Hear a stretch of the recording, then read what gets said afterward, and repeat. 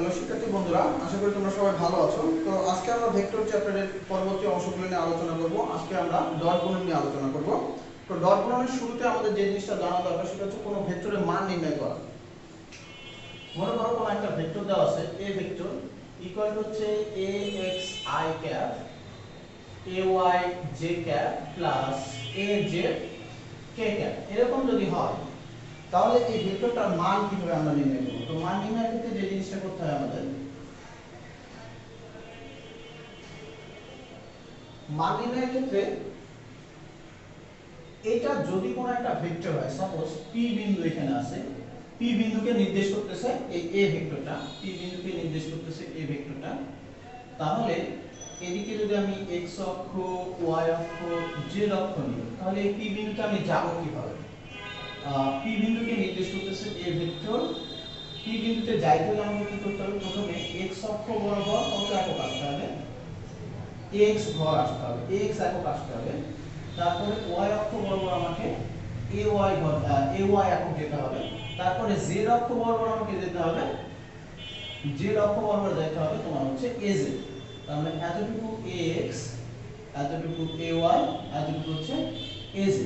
এখন এই ভেক্টরটার মান আমরা কিভাবে নির্ণয় করব? এই ভেক্টরটার মান নির্ণয়ের ক্ষেত্রে যে জিনিসটা করতে হয় আমাদের, প্রথমে x আর ay বিষয়টা আসলে x তলটাকে আমরা x অক্ষটাকে এইভাবে রাখছি, আসলে এটা থাকার কথা ছিল এইভাবে। যদি এইভাবে থাকতো তাহলে দেখো এখানে একটা তল তৈরি হতো, এখানে যদি একটা তল তৈরি হতো তাহলে এই বিন্দুটা এরকম কোথাও একটা বিন্দুতে থাকতো।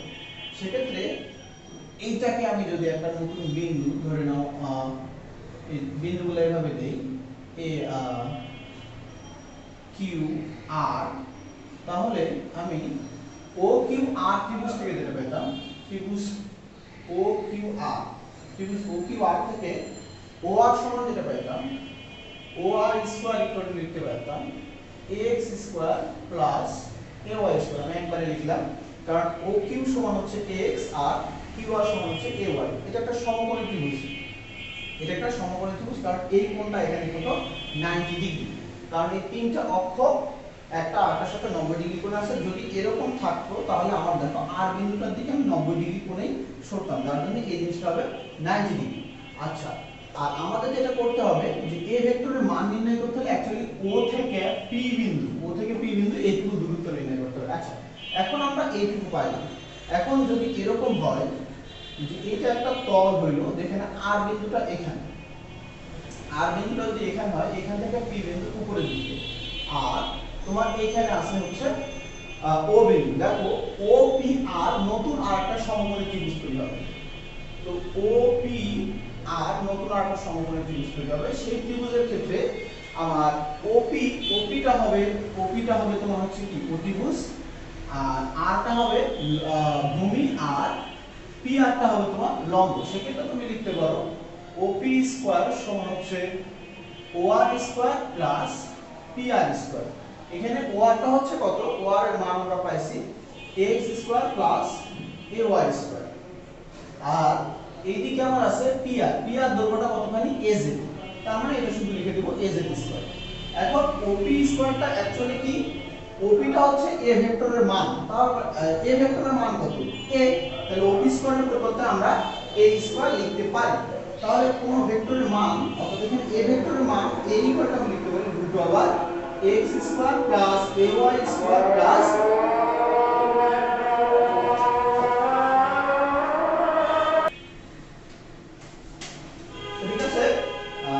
a ভেক্টরের ওপি ভেক্টরে a ভেক্টরের মান হচ্ছে ওপি, বা a ভেক্টরের মানকে a বলতে পারি।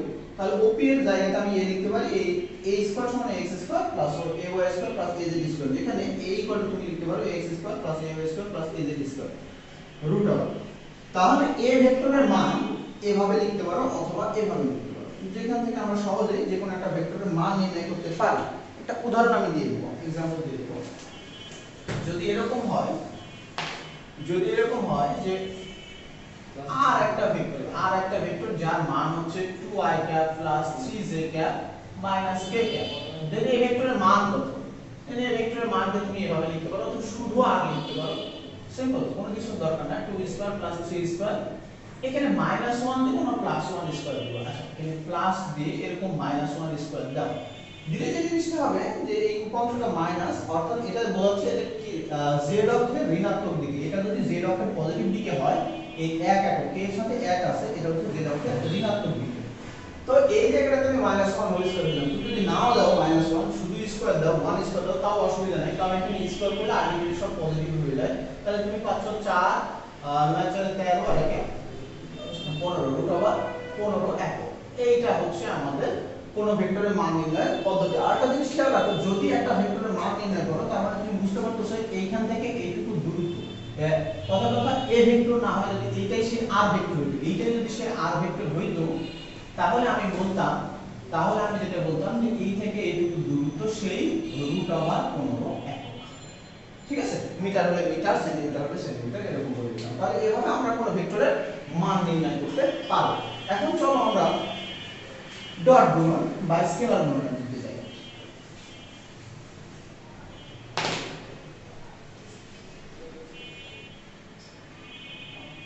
ডট গুণন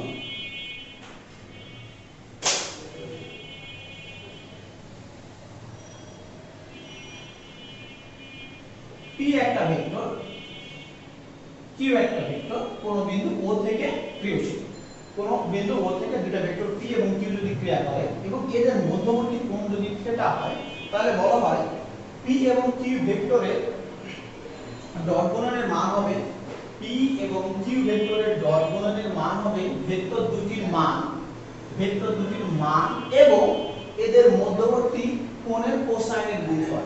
ভেক্টর দুটির মান, তাহলে আমরা প্রথমে আসি ভেক্টর দুটির মান, পি ভেক্টরের মান পি, কিউ ভেক্টরের মান কিউ এবং এদের মধ্যবর্তী কোণের কোসাইনের গুণফল। এদের মধ্যবর্তী কোণ cos থিটা, এর গুণফল হচ্ছে p ডট কিউ, অর্থাৎ ভেক্টর দুটির ডট গুণনের মান। তো এভাবে আমরা যে কাজটা করতে পারি, ডট গুণন প্রকাশ করতে পারি। এর সংজ্ঞা একটু ভিন্নভাবে আমি দিতে পারি, আমি সেই ভিন্ন সংজ্ঞাটা দিতে যাব। যদি আমি এভাবে বলি যে p vector dot Q cos theta, এই অংশটাকে আমি কি বলতে পারি? এই অংশটাকে বলতে পারি কিউ cos থিটা হচ্ছে p ভেক্টরের উপরে কিউ ভেক্টরের উপাংশ।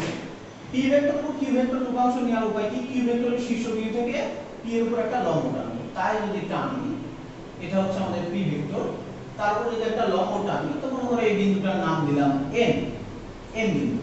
তাহলে এখন আর এটাকে আমি কিউ ভেক্টর নিলাম, এর শীর্ষবিন্দুটা a বিন্দু নিলাম a। তাহলে ত্রিভুজ ও, আচ্ছা কিউ ভেক্টর শীর্ষবিন্দু থেকে p ভেক্টরের উপর যদি একটা লম্ব টানা হয়, তাহলে যে ছায়াটুকু বসে, OM টা হচ্ছে p এর উপর q এর উপাংশ। এখন OM টা কত? এখন এটার সাথে যদি এটার একটা সম্পর্ক তৈরি, তাহলে কিভাবে লিখতে পারবো? এটা যদি আমরা সমকোণী ত্রিভুজ, এটা অতিভুজ, এটা লম্ব, এটা ভূমি, তাহলে কি লিখতে পারবো? OM ভাগ OA ইকুয়াল টু হচ্ছে cos থিটা, যেখানে OM ইকুয়াল টু লিখতে পারবো OA cos থিটা। ভেক্টরের OA হচ্ছে কিউ ভেক্টরের মান, তাহলে q cos থিটা। তাহলে আমরা এখানে দেখতে পাইলাম সংজ্ঞাটা একটু ভিন্নভাবে আমরা বলতে পারি, সেটা হচ্ছে p এবং q দুটি ভেক্টর, অর্থাৎ এরকম যদি যে কোনো দুটি ভেক্টরের ডট গুণনের মান, এদের যে কোনো একটি ভেক্টরের মান এবং এই ভেক্টরের উপর অপর ভেক্টরের উপাংশের গুণফলের সমান। অর্থাৎ এদের যে কোনো একটি ভেক্টরের মান এবং এই ভেক্টরের উপর অপর ভেক্টরের উপাংশের গুণফলকে কি বলা হবে? ভেক্টর দুটির ডট গুণনের মান। আচ্ছা, এরপর যদি এইভাবে তুমি উল্টাটাও দেখতে পারো, q dot p cos theta, সেক্ষেত্রেও বিষয়টা একই হবে। দেখো তুমি এরকম করতে পারো, q ভেক্টরের উপর p ভেক্টরের উপাংশ নিতে পারো, q ভেক্টরের উপরে p ভেক্টরের উপাংশ নিতে পারো, সেটা কত হবে? এইটুকু তখন দৈর্ঘ্য তোমার হবে p cos থিটা। এক কথায় যদি আমি এভাবে বলি যে একটা ভেক্টরের আরেকটা ভেক্টরের উপর যদি উপাংশ নিতে চাই, যার উপর উপাংশ নিব তার সাথে যে অ্যাঙ্গেলটা থাকবে সেটা নিব এবং যার উপাংশ নিব তার cos থিটা। যেমন ধরো এখানে দেখো p এর উপর q এর উপাংশ, p এর উপরে q এর উপাংশ, যার উপাংশ নিচ্ছি তার cos থিটা। অ্যাঙ্গেলটা থাকবে কার সাথে? p এর সাথে q এর। এখানে হচ্ছে q এর উপরে p এর উপাংশ, যার উপাংশ নিব তার cos থিটা, অ্যাঙ্গেলটা কার সাথে? এই থিটাটা কার সাথে? p পি আর কিউ এর মধ্যবর্তী। এভাবে আমাদের অংশ নিতে হবে। এখন আমরা ডট গুণনের মান বা ডট গুণন কিভাবে করতে হয় সেটা দেখলাম। এরপর আসি কিছু কথা আছে, যেমন দুটি ভেক্টর যদি পরস্পর সমান্তরাল হয়, মনে করো পি ভেক্টর এই দিকে, কিউ ভেক্টর এই দিকে, দুটি ভেক্টর যদি পরস্পর সমান্তরাল হয় তাহলে এদের মধ্যবর্তী থিটা কত হবে 0 ডিগ্রি। আর 0 ডিগ্রি হলে তোমার p dot q equal to হবে cos 0 ডিগ্রির মান কত qp pq লিখো pq cos 0 ডিগ্রি, cos 0 ডিগ্রির মান 1। অর্থাৎ যদি দুটি ভেক্টরের মধ্যবর্তী কোণ 0 ডিগ্রি হয় তাহলে তুমি কি লিখতে পারো, ভেক্টর যদি ডট গুণন তাদের সাধারণ মানের গুণফলের সমান। আবার যদি এরকম হয় যে দুইটা ভেক্টর সমান্তরাল না হয়, যদি একটা আরেকটার উপর লম্ব হয়, একটা আরেকটার উপর লম্ব হয়, p ভেক্টর আর q ভেক্টর দুটো পরস্পরের সাথে লম্ব, তাহলে তাদের মধ্যবর্তী কোণ হবে কত 90 ডিগ্রি। এই কন্ডিশন যদি হয় তাহলে তুমি লিখবা p dot q equal to, তাহলে তুমি কিভাবে লিখবা pq cos 90, cos 90 মান কত 0। অর্থাৎ দুইটা ভেক্টর পরস্পর লম্ব হওয়ার শর্ত হচ্ছে, দুটি ভেক্টর পরস্পর লম্ব হওয়ার শর্ত, দুটি ভেক্টর পরস্পর লম্ব হওয়ার শর্ত তাদের ডট গুণনের মান কত হবে 0 হবে, মনে রাখতে হবে। এখন এই ডট গুণনের মাধ্যমে আমরা অনেক কাজ করতে পারি, সেই কাজগুলো কি কি করা যায় সেগুলো দেখতে যাও।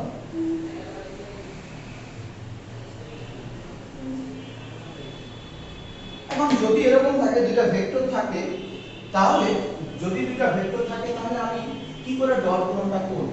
মনে করো a একটা vector x i cap plus ay z cap plus az k cap. একইভাবে b একটা vector bx i cap by z cap plus bz k cap. আমি যেটা করব যে এই দুটো ভেক্টরকে ডট গুণন করব। ডট গুণন করতে গেলে a ডট b যখন নিব তখন এই মানটা x i cap plus ay j cap plus az k cap নিব। নেওয়ার পরে ডট দিয়ে একই ভাবে এই মানটি, এই যে এই মানটি এখানে বসাবো। যদি বসাই তাহলে আমি কি কি পাবো সেগুলো একটু দেখি। প্রথমে এটারে এর সাথে এর সাথে এর সাথে তিনটার সাথে গুণ করব, তাহলে আমি পাবো x i x dx, আমি মানগুলো গুণ করি, x dx i cap dot i cap plus x ay i cap dot j cap plus x bz i cap dot k cap. একইভাবে যখন আমি ay দ্বারা গুণ করব plus ay bx j cap dot i cap, তারপর পাবো ay by এটা হচ্ছে x by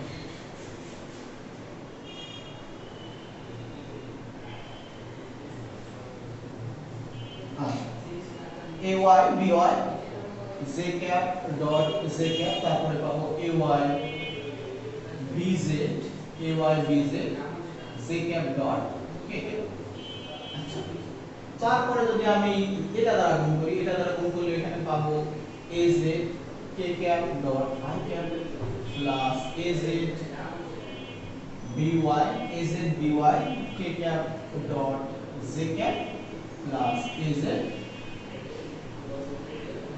bz k cap dot k cap. এখন এখানে খুব সোজা বিষয় যেটা হচ্ছে যে এই মানগুলো তো গুণ হয়ে গেল, কারণ এই মানগুলো 2 3 এরকম আকারে মান থাকবে, সংখ্যাগত মান গুণ করে খুব সহজে এগুলো বসাবো। i dot i z i dot z এরকম করলে কি হবে ওই বিষয়গুলো আগে খেয়াল করো, এই লাইনটা রাখো। যদি এরকম হয় i ডট i তাহলে কি হবে, i ডট i যদি হয় তাহলে আমরা দেখো এখানে সূত্রটা কি শিখছি, a ডট b সমান আমরা শিখছি a b cos θ। এখানে একই ভাবে দুইটা ভেক্টরকে গুণ করছি, a ভেক্টরের পরিবর্তে i ভেক্টর আছে, b ভেক্টরের পরিবর্তে i ভেক্টর আছে। আচ্ছা, একক ভেক্টরের মান সবসময় জানা উচিত তোমাদের, একক ভেক্টরের মান হচ্ছে 1 একক।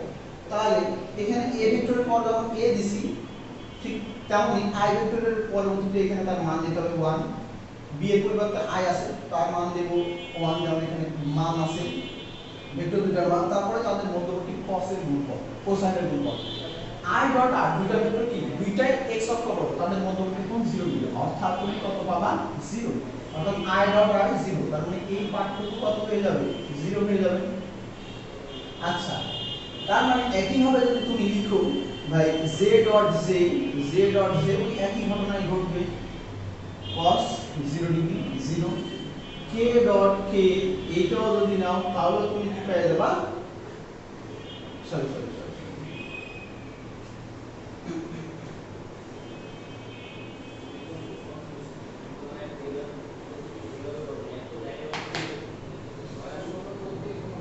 এখন আমাদের যেটা করতে হবে গুণ করার ক্ষেত্রে যে এই সংখ্যাগত মানগুলো গুণ করা খুব সোজা, কিন্তু প্রবলেম যেটা হয়ে যাবে i dot i j dot j k dot k এই মানগুলো আমরা কিভাবে নিব। চলো এইগুলো আমরা দেখা শুরু করি। যেমন a ডট b, এখানে তুমি পাওয়া a b cos θ, তুমি জানো। এখন এখানে যখন i ডট i নিব তখন আমি কি পাবো, i ডট i নিয়ে a এর পরিবর্তে i, b এর পরিবর্তে i, একক ভেক্টরের মান i ডটের মান কত 1, যেমন এখানে a ভেক্টরের মান 1 লিখছি, ঠিক একই ভাবে i ক্যাপের মান হচ্ছে 1 cos, দুটো একই দিকে আছে, যদি দুটো ভেক্টর একই দিকে থাকে তাহলে মানে দুটো x অক্ষ বরাবর, i ক্যাপ দ্বারা কি বোঝাচ্ছে x অক্ষ বরাবর, আর j ক্যাপ দ্বারা j ক্যাপ দ্বারা বোঝায় y অক্ষ বরাবর, এবং k ক্যাপ দ্বারা বোঝায় হচ্ছে z অক্ষ বরাবর। তাহলে এখন আসলে আমরা যেটা করব যে দুটো x অক্ষ বরাবর আছে, মধ্যবর্তী কোণ দুটো cos 0 ডিগ্রি মান 1, তার মান হচ্ছে 1।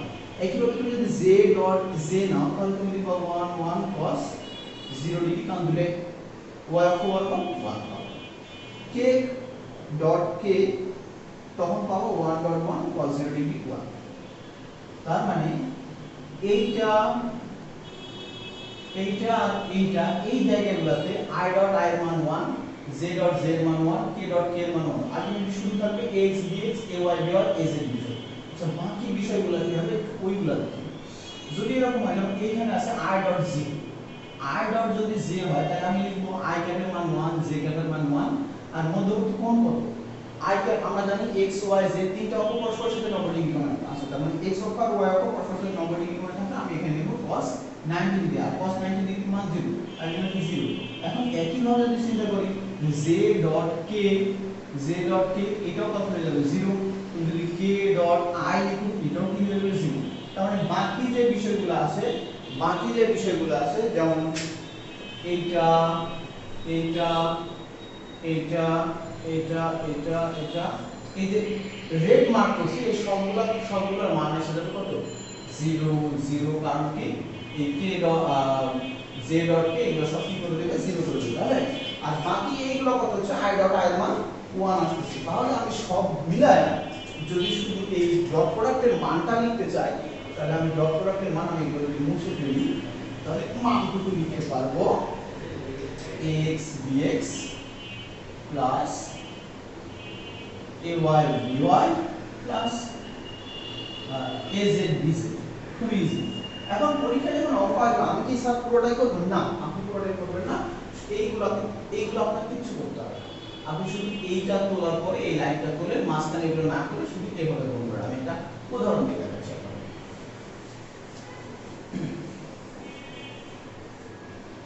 যদি এরকম হয় যে a vector equal to 2i cap plus j cap minus 3k cap, অন্যদিকে b vector equal to i cap minus 2j cap plus 4k cap, তাহলে a dot b equal to কত হবে, a dot b equal to হবে, তুমি সোজা লিখে দাও।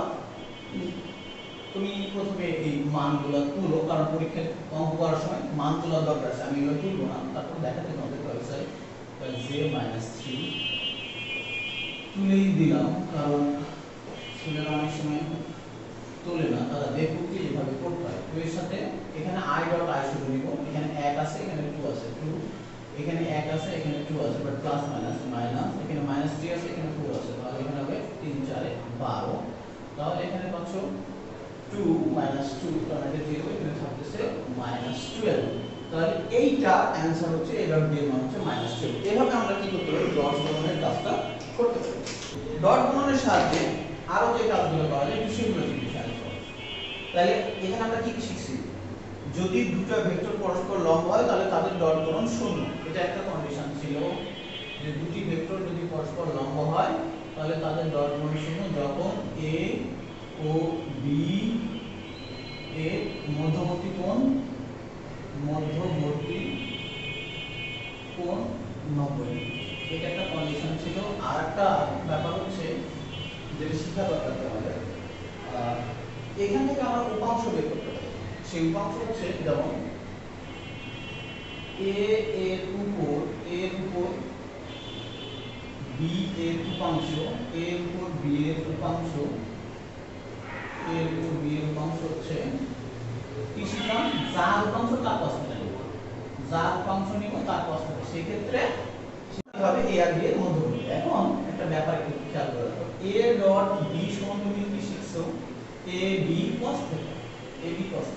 দেন তুমি cos θ সমান তুমি কি লিখতে পারো, cos θ সমান লিখতে পারো a ডট b ভাগ a b। আচ্ছা, a ডট b ভাগ a, ওই মানটা নিয়ে ওখানে বসাও না, তাহলে b cos θ এর পরিবর্তে আমি cos θ এর পরিবর্তে লিখলাম a ডট b ভাগ a b।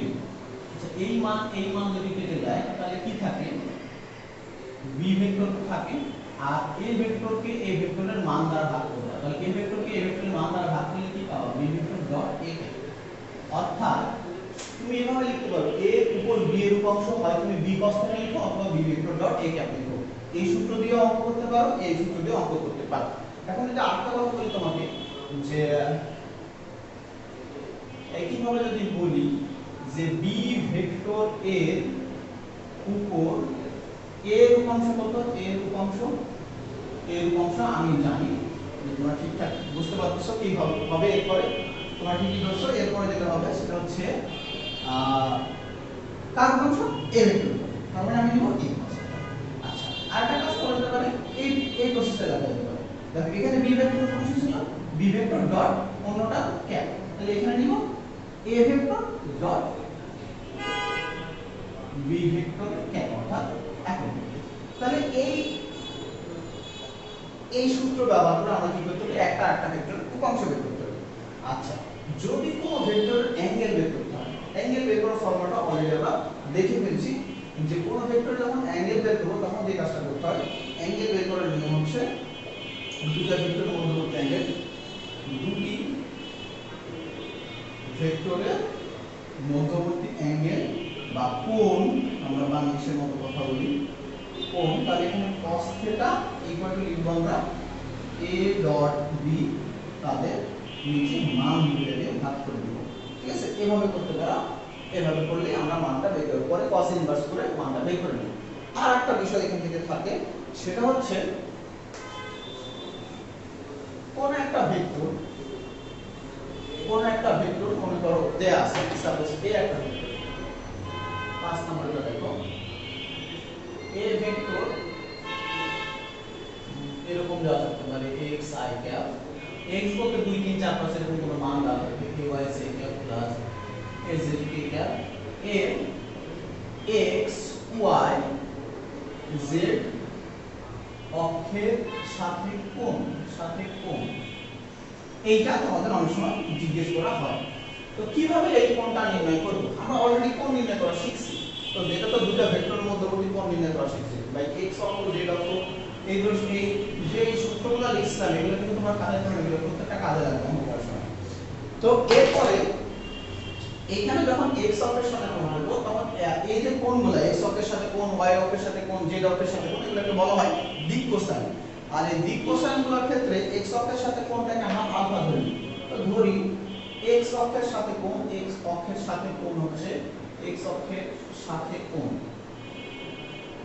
কোণ হচ্ছে আলফা। ব্যাপারটা হচ্ছে এরকম, যদি ছবি আঁকো যে এটা যদি একটা ভেক্টর হয় a ভেক্টর, আর এটা যদি x y z হয়, তাহলে x অক্ষের সাথে এই যে ভেক্টরটা কোণ করছে, বা y অক্ষের সাথে যে কোণ করছে, বা z অক্ষের সাথে যে কোণ করছে, এটা যদি a ভেক্টর হয় তাহলে x অক্ষের সাথে কোণ আলফা, y অক্ষের সাথে কোণ হচ্ছে বিটা এবং z অক্ষের সাথে কোণ গামা।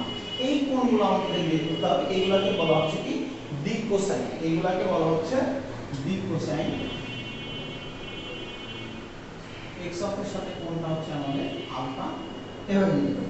এখন চলো আমরা এই কোণের মানগুলো বের করি। যদি x অক্ষের সাথে কোণ বের করি তাহলে আমাদের একটা ভেক্টর লাগবে, x অক্ষ বরাবর ভেক্টর। এখন এখানে যখন চিন্তা করব a ডট b, আরেকটা ভেক্টর লাগবে, তো ওই ভেক্টরটা যদি এমন হয় যখন b এর মান থাকবে তখন এটা কি করবে a ডট b এর মানটাকে চেঞ্জ করে ফেলবে, গুণ করবে। তাই এমন একটা ভেক্টর চিন্তা করতে হবে ডট প্রোডাক্ট মানে গুণ করার পরে যেন এই ভেক্টরে যে a ভেক্টরটা থাকবে তার মান যেন চেঞ্জ না হয় গুণ করার পরে। মান বলতে ডট প্রোডাক্টের যে মানটা সেটা যেন বেড়ে না যায়, ঠিক আছে?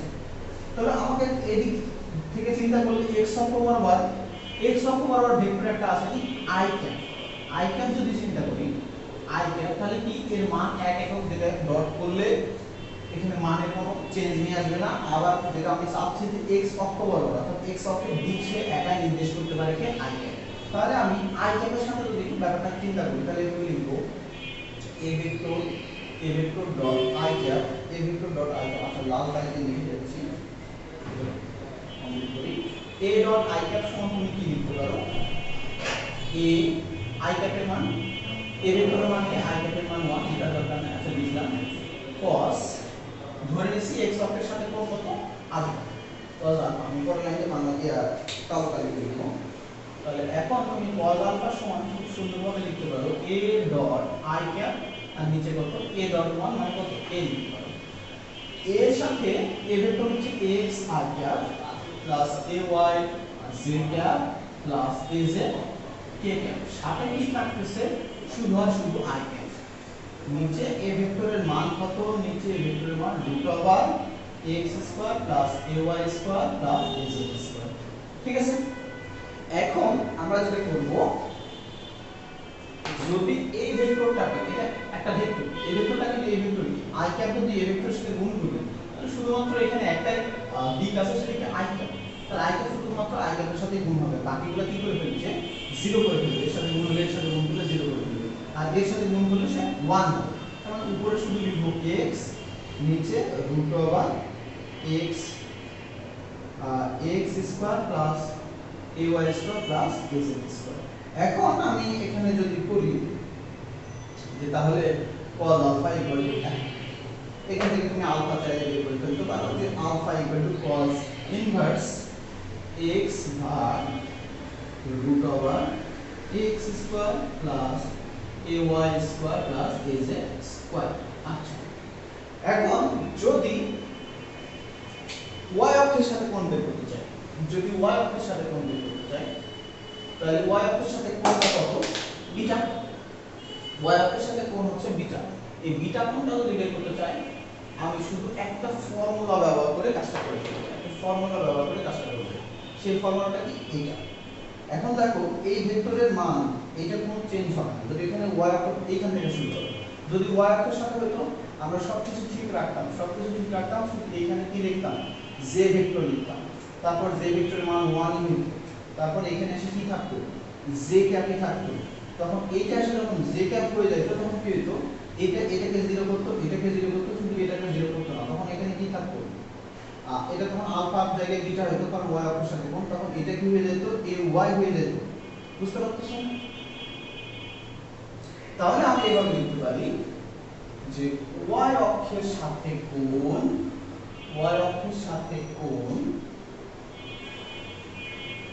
বিটা ইকুয়াল টু লিখতে পারি cos ইনভার্স ay ভাগ √x square plus ay square plus az square. আচ্ছা এখন একইভাবে কেউ যদি বলে যে না y অক্ষ না, এবার আমি z অক্ষের সাথে কোণ নিব, তাহলে z অক্ষের সাথে কোণ যদি নাও তাহলে আমি কি লিখব z অক্ষের সাথে কোণ দিলে আমি লিখব gamma equal to cos inverse ay আর এবার হবে না, দেখো x অক্ষের সাথে যখন কোণ ছিল তখন ax হয়েছিল, যখন y অক্ষের সাথে কোণ তখন ay, অর্থাৎ x বলতে i ক্যাপের সহগ, b অক্ষের সাথে কোণ যখন তখন হচ্ছে কি z ক্যাপের সহগ ay। তাহলে এর পরেরটা কি নিতে হবে যখন z অক্ষের সাথে কোণ হবে তখন k ক্যাপের সহগ az ভাগ √x square plus ay square plus az square, ঠিক আছে? আচ্ছা এই কয়টা ব্যাপার দ্বারা আমরা কি করতে পারি যে কোনো ভেক্টর বিভিন্ন অক্ষের সাথে যে কোণ তৈরি করে সেই মানগুলো আমরা বের করতে পারি। তো চলো এরপরে আরেকটু কাজ করি আমরা, সেটা হচ্ছে মুছে ফেলি এটা।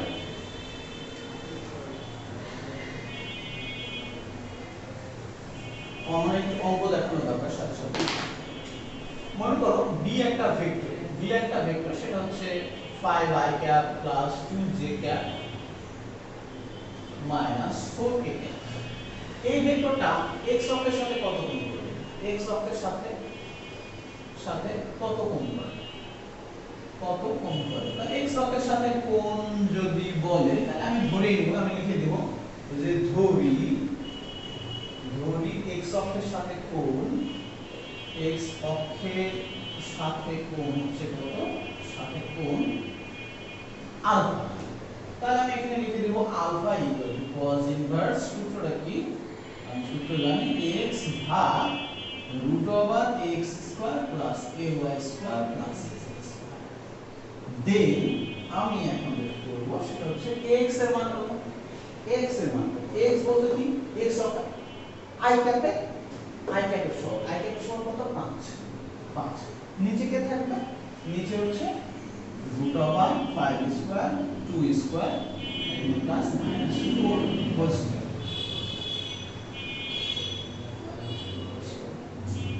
তারপরে তোমরা এইটা করে দাও, ক্যালকুলেটরে দিয়ে দাও, নিশ্চয়ই একটা মান পেয়ে যাবে। তাহলে এইভাবে আমরা কি করতে পারি?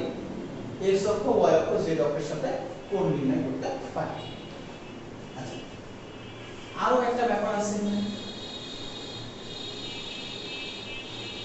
রয়ে যায় কথা শেষ হয় না। তো আমরা নতুন টপিকে আলোচনা করব। টপিকের নাম হচ্ছে স্কেলার রাশি থেকে ভেক্টর রাশিতে রূপান্তর। আমরা অনেক সময় দেখি যে স্কেলার মান দেওয়া থাকে এবং সাথে কিছু কোণ দেওয়া থাকে, সেই স্কেলার মান এবং কোণ থেকে অনেক সময় কি করতে হয় যে রাশিটাকে ভেক্টর রাশিতে রূপান্তরিত করতে হয়। তো চলো এই ধরনের সমস্যাগুলো কিভাবে সলভ করব। আমরা প্রথমে একটা ম্যাথ সলভ করার চেষ্টা করব, তারপরে নয় মূল বিষয়টাতে যাব, সুবিধা হবে আমাদের। মনে করো একটা ভেক্টর v আছে যার মান হচ্ছে 20, একটা ভেক্টর v যার মান হচ্ছে 20, আর এটা x অক্ষের সঙ্গে 60 ডিগ্রি কোণ করছে, x অক্ষের সঙ্গে 60 ডিগ্রি কোণ করছে। তাহলে এখন এই ভেক্টরটাকে দ্বিমাত্রিক ভেক্টর ধরলাম। এখানে ত্রিমাত্রিক ভেক্টর আমি ধরি না, অর্থাৎ x y z তিন অক্ষ ব্যবস্থা আমি চিন্তা করি, শুধুমাত্র দুই অক্ষ ব্যবস্থা চিন্তা করছি, যেটা x অক্ষের সাথে 60 ডিগ্রি কোণে গেছে, তার মানে y অক্ষের সাথে কত ডিগ্রি কোণে গেছে তোমরা বুঝতেই পারতেছো। এখন এইটাকে যদি আমি কি করি, এই v ভেক্টরটাকে যদি ভেক্টরের মাধ্যমে প্রকাশ করতে যাই তাহলে কিভাবে প্রকাশ করব সেটা একটা ব্যাপার। তো একটা জিনিস খেয়াল করে দেখো, ভেক্টরগুলো যখন আমি v ভেক্টরটাকে লিখতাম তখন নিশ্চয়ই এরকম লিখতাম vx i cap vy j cap vz k cap এরকম আকারে লিখতাম। কিন্তু এইখানে যেহেতু ভেক্টরটা দ্বিমাত্রিক অর্থাৎ z অক্ষ নাই, তাহলে প্রথমে আমি কি করব, z অক্ষের যে উপাংশ সেটা বাদ দিয়ে দেব। এই উপাংশ vx বা vy বিষয়টা কি সেটা একটু দেখি। যদি ভেক্টরটা থেকে x অক্ষের উপর একটা লম্ব আঁকি তাহলে এইটুকু হবে কত? vx। যদি ভেক্টরটা থেকে y অক্ষের উপর একটা লম্ব আঁকি তাহলে এইটুকু অংশ কত হবে? vy। এখন এই vx বা vy অংশ আমি কিভাবে বের করব? আমরা ভেক্টরের ডট প্রোডাক্ট থেকে যে উপাংশ, এখন এই vx vy এর মান আমরা কিভাবে বের করব? আমরা ভেক্টরের ডট প্রোডাক্ট থেকে শিখছি যে কোন ভেক্টর অপর যে ভেক্টরের সাথে কোণে থাকে তার বরাবর উপাংশ হচ্ছে কি? জাস্ট সেই ভেক্টরের cos θ। অর্থাৎ v ভেক্টরে যদি আমি x অক্ষ বরাবর উপাংশ নিতে চাই তাহলে তার cos θ নিলে হয়ে যাবে।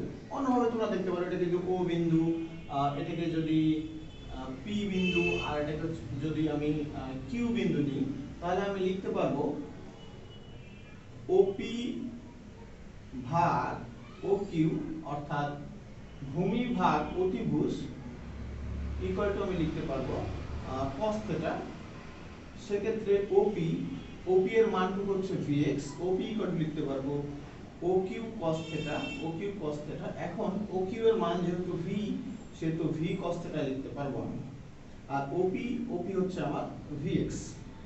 দেন v এর মান তো 20, তাহলে 20 cos θ এর মান হচ্ছে 60 ডিগ্রি। একইভাবে যদি আমি vy টা নিতে চাই তাহলে একইভাবে যদি আমি এই ত্রিভুজটা নিই যে OQ, এখানে আরটা হয়তো আর দিয়ে দিলাম, OQ আর ত্রিভুজে যদি নিতে চাই তাহলে vy এর মান তুমি নিতে পারবা কি v cos, এখানে অ্যাঙ্গেল কোনটা নিবা?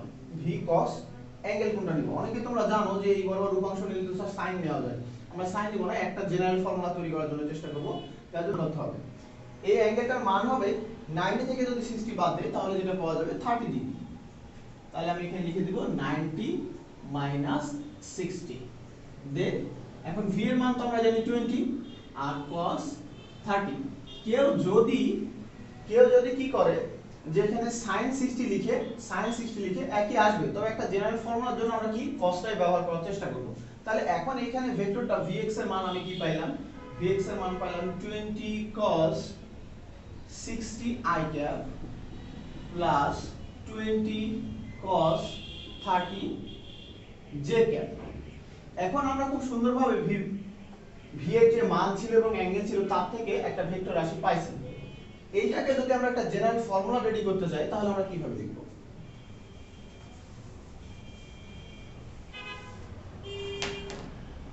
যদি এটা কোনো মান না থাকতো, জাস্ট একটা ভি ভেক্টরের মান ভি দেওয়া আছে, আর এইখানে শুধু x অক্ষের সাথে কোণ আলফা, y অক্ষের সাথে কোণ বিটা দেওয়া আছে, তাহলে তুমি এই জায়গাতে তার জন্য জেনারেল ফর্মুলা থেকে ভি ভেক্টর ইকুয়াল টু লিখতে পারতা ভি cos আলফা, যেমনটা এখানে লিখছি v এর মান cos তারপর x অক্ষের সাথে কোণ i ক্যাপ। একই ভাবে তুমি লিখতে পারতা v cos বিটা y অক্ষ বরাবর উপাংশ j ক্যাপ, যেমনটা এখানে লিখছি। এখন যদি একটা ভেক্টর এরকম হয়ে যায় যে ত্রিমাত্রিক, এখানে দ্বিমাত্রিক ভেক্টরের জন্য একটা জেনারেল ফর্মুলা আমরা রেডি করলাম। যদি কোনো ভেক্টর একই ভাবে ত্রিমাত্রিক হয়ে যায় তার জন্য আমরা ভেক্টরটা কিভাবে নির্ণয় করব? দেখো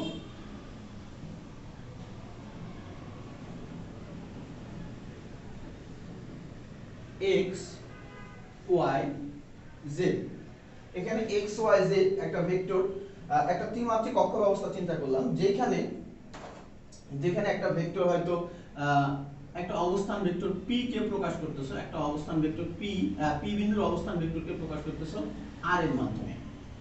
এখন এই r ভেক্টরটা কি করছে, x অক্ষের সাথে আলফা কোণ তৈরি করছে, y অক্ষের সাথে বিটা কোণ তৈরি করেছে, আবার অন্যদিকে z অক্ষের সাথে সে গামা কোণ তৈরি করেছে, z অক্ষের সাথে গামা কোণে আছে।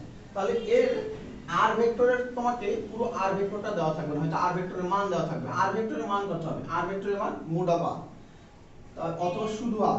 তাহলে এই ভেক্টরটাকে যদি আমি ভেক্টরের মাধ্যমে প্রকাশ করতে চাই, শুধু কি দেওয়া আছে, এখানে মান দেওয়া আছে আর বিভিন্ন অক্ষের সাথে তার কোণ দেওয়া আছে। তাহলে এর জন্য আমরা জেনারেল ফর্মুলা ঠিক একই ভাবে তৈরি করব, r cos alpha i cap, y অক্ষের সাথে কোণ হচ্ছে বিটা, তার মানে আমি লিখব r cos beta j cap plus r sin r cos gamma k cap. তো এইভাবে আমরা যদি কোনো মান, কোনো ভেক্টরের মান এবং অক্ষগুলোর সাথে তার কোণ দেওয়া থাকে, তাহলে আমরা সহজেই কি করতে পারবো, সেই ভেক্টরের মান এবং দিক থেকে ভেক্টরটাকে ভেক্টরের মাধ্যমে প্রকাশ করতে পারবো। তাই চলো এই টপিকের উপর একটা ছোট প্রবলেম দেখি আমরা। আচ্ছা, এখানে একটা প্রবলেম আছে যে একটা গাড়ি উত্তর পূর্ব দিকে 60 ডিগ্রি কোণ করে 40 মিটার পার সেকেন্ড বেগে ঘুরছে এবং গাড়ির বেগকে ভেক্টর রাশিতে প্রকাশ করো। পূর্ব দিকে x অক্ষ এবং উত্তর দিকে y অক্ষ বিবেচনা করো। মনে করো একটা গাড়ি, এখানে আগে আমরা এইদিকে হচ্ছে আমার পূর্ব দিক, তারপরে এইদিকে হচ্ছে আমার উত্তর দিক। আচ্ছা, এখন এইদিকে যদি পশ্চিম ওয়েস্ট আর এদিকে যদি সাউথ হয়, একটা গাড়ি হচ্ছে উত্তর পূর্ব দিকে 60 ডিগ্রি কোণ। এখন একটা গাড়ি, তার মানে আমি বুঝতে পারতেছি উত্তর পূর্ব দিকে এইদিকে গেছে, সে উত্তর পূর্ব দিকে এদিকে গেছে, কত ডিগ্রি কত বেগে গেছে, গাড়ির বেগ দেওয়া আছে এখানে 40 মিটার পার সেকেন্ড, গাড়ির বেগ 40 মিটার পার সেকেন্ড। এখন কোণটা যে দেওয়া আছে সেটা হচ্ছে 60 ডিগ্রি কোণে। 60 ডিগ্রি কোণটা কার সাথে নিব? উত্তর পূর্ব দিকে আমি কি এটার সাথে নিব নাকি এটার সাথে নিব? ব্যাপারটা একটু বুঝে নিতে হবে। কার সাথে? উত্তর পূর্ব দিকে, অর্থাৎ উত্তর থেকে পূর্ব দিকে যাওয়ার সময় উত্তর থেকে পূর্ব দিকে সে কি করছে, 60 ডিগ্রি কোণ করছে। তার মানে কোণটা এটা না, বরং এটা দেওয়া আছে। এখন এখান থেকে আমাদের যেটা করতে হবে যে এই ভেক্টর v এর যে মান দেওয়া আছে, এই গাড়ির বেগটাকে ভেক্টরের মাধ্যমে প্রকাশ করতে হবে। পড়াশোনা আমরা কিভাবে করব?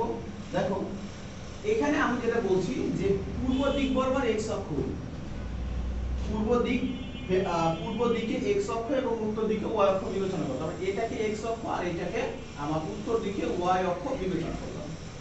তাহলে এটা x অক্ষের সাথে কত কোণে আছে, y অক্ষের সাথে এটা আছে 60 ডিগ্রি কোণে, x অক্ষের সাথে কত ডিগ্রি কোণে থাকবে, x অক্ষের সাথে এটা আছে 30 ডিগ্রি কোণে, অর্থাৎ 90 - 60, 90 - 60। দেন আমি খুব সহজেই অঙ্কটা এখন করে ফেলতে পারবো। এই ভেক্টর v কত তুমি লিখতে পারো v cos আমি প্রথমে x অক্ষের বরাবর নিব, তাহলে x অক্ষ বরাবর 90 - 60 আছে 30, তার মানে 30 cos 30, তারপরে এখানে দিব i ক্যাপ যোগ y অক্ষ বরাবর, x অক্ষ বরাবর হলে কি দিতে হবে, i ক্যাপ দিতে হবে, y অক্ষ বরাবর নিবা তখন v cos 60 ডিগ্রি তখন z ক্যাপ। এখন যেটা হচ্ছে v এর মান হচ্ছে আমার কত 40 cos 30 degree i cap plus 40 cos 60 degree j cap.